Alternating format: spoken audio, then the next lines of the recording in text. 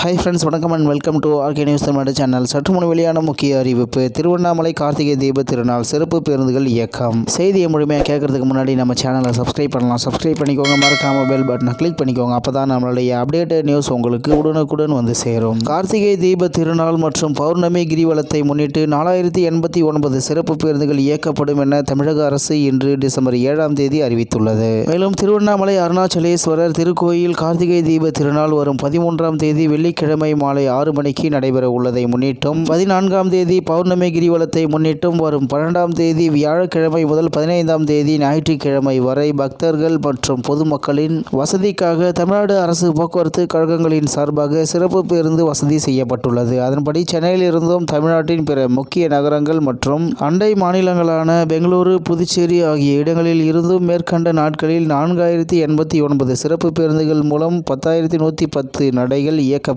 உள்ளன.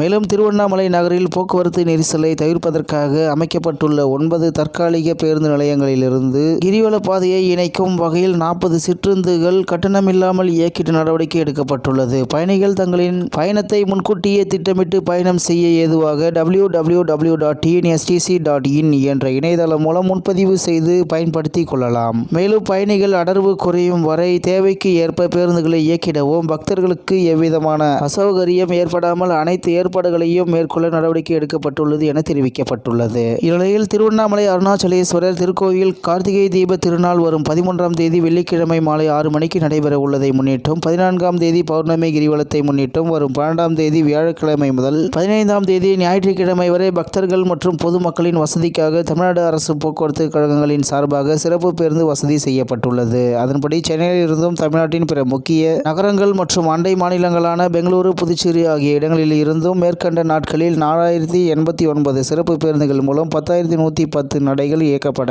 உள்ளது என்று தகவல் வெளியாகி உள்ளது என்பது குறிப்பிடத்தக்கது. இத்துடன் இன்றைய முக்கிய செய்தி நிறைவு பெறுகிறது. மேலும் இதுபோன்ற செய்திகளை உடனுக்குடன் தெரிந்து கொள்ள ஆர்கே நியூஸ் தமிழ்நாடு சேனலுடன் இணைந்திருங்கள். நன்றி, வணக்கம்.